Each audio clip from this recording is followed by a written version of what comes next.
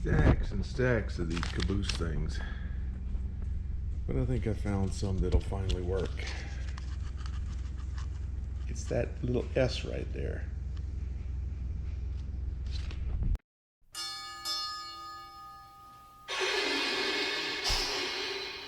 All aboard! Okay, I'm finally getting back after this thing again. And if you remember last time when I left, I had these Caboose industry things, and this is the 109 R's, and that R is for rigid, I guess. And they were bigger, but the thing is they were pushing my track too far. I mean, it was just pushing the track too far when I clicked them over, and they snapped into place. I did finally get these 5202S's, and these are spring-loaded, I would suspect is what it means. I can't tell, but they're a bit littler. I know they look huge for you, but again, look at my thumbnail. I mean, they're not that big, but you know, they are going to be what they are. This is the pad that I made for the other one, and I went ahead and took it all apart, and I placed one of these on there. Now I just need to, I'm going to super glue that thing down, and maybe just super glue it and see if that would work for now. But I did get these in, but I bought a pack of 5, and I think I got 7 of these things to do. But one other thing I did do is I went ahead and cleaned out all these areas, and I put my spruce wood down in each one of these. I also pre-drilled all the holes here out with my little drill bit, and so I got those done. I got that one put in. I got that one put in over there,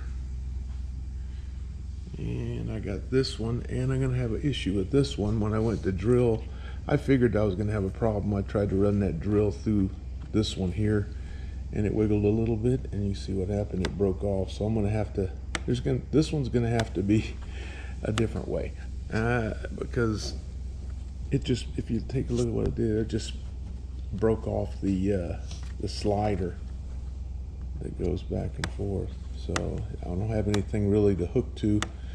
I'm gonna have to come up with something. I'm gonna have to come up with something to do in there, but I will. And I got this one over here cut in. So I got all these pads put in.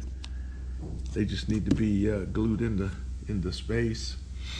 But I want to fix all these things on here first. So that's where I'm at.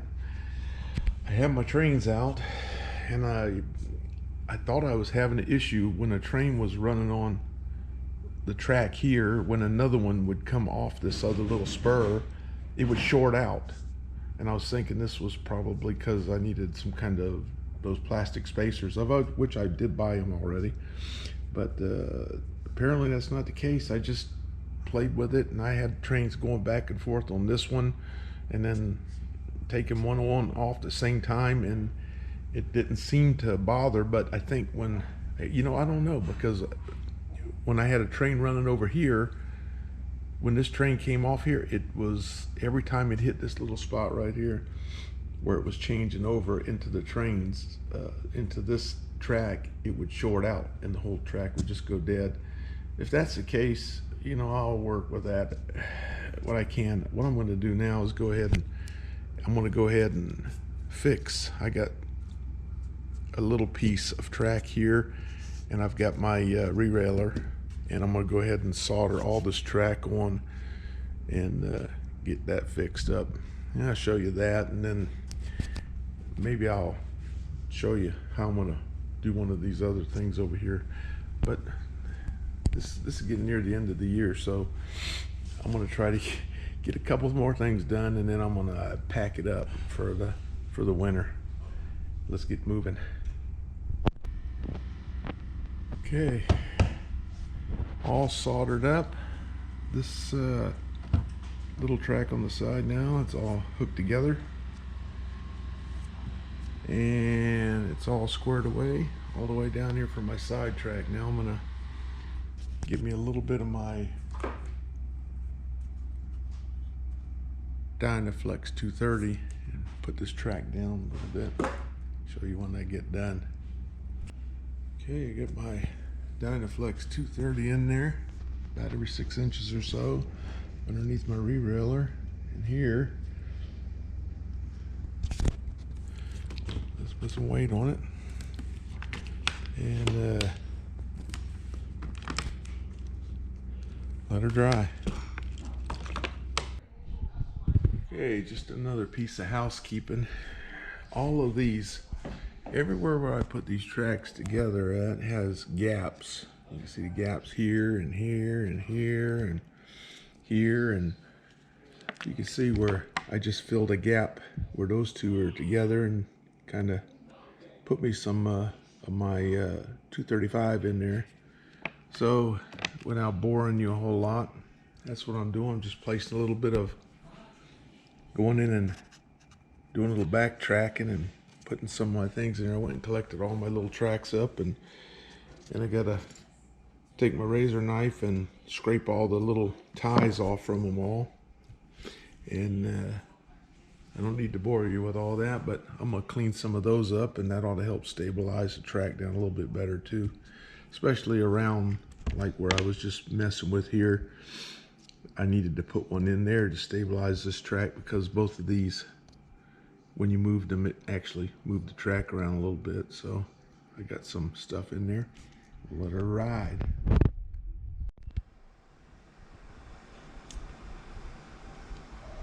Okay, well, this is the final of how I've ended up determining I'm going to do this. You see that the way they suggested is to center the track so that it's not on either one side. Let me get this light better, or the other. I put a pin down that center hole, and I pinned it, made it look like it's dead smack in the center. I did that on both of them. And then you put the switch straight up vertical, and then that's where it needs to be, because that's halfway between, and that's halfway between. That's the way they suggest doing it. Then what I'm gonna do is I'm gonna pull this off, scratch that up, rough it just a little bit, put a little CA on it, just set it down on there and let it do its thing.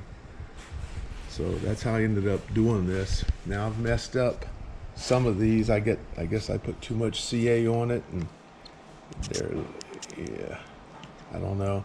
And I can't tell the difference between that spring loaded and rigid. I really can't. I'm just going to not flip them all the way over. If I just flip them this far, it works fine. If I try to lock them down, it seems to be a problem. So all I need is just put over here. Now for me, I could do that little man. He may want to push them all the way over, and if that's the case, on these it works pretty good. On these other ones, not so much. But I have to use some more of these, because a couple of my I was too short of the little ones in a 5-pack, and I messed one of those up, spring-loaded ones up. So I'm just going to use a combination of whatever I got. Let me get these glued down.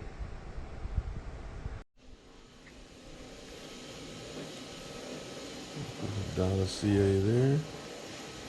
Dot of CA there.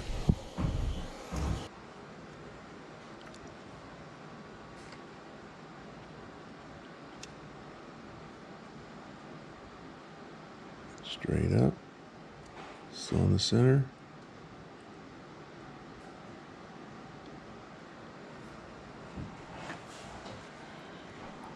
Get a little dot in here.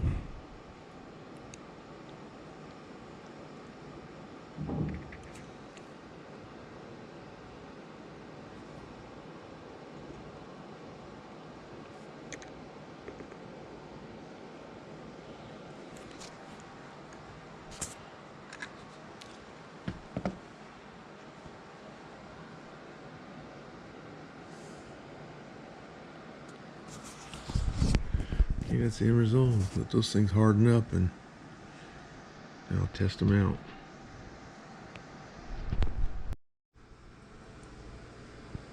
Okay, all of them are in. Got that. They all seem to work pretty good.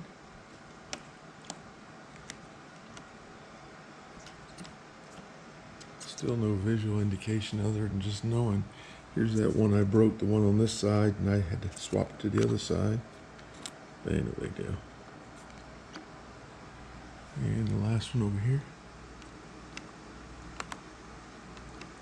Okay. Now I'm going to do is spruce these up. I think a little gray paint, and then add some rock material around all these. Maybe just some gray paint and rock material to fill in. And I'll show you when I get done. Okay, I got them all dry colored in. All that's dry and filled in everywhere.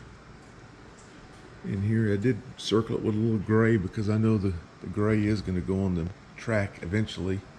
I just needed some filler to go in all the way around these. So, this last one. Now a little glue, little white glue, soap and water. Mix it up, wet those down, give it some time, and I'll go ahead and get this video posted. That's enough for this one.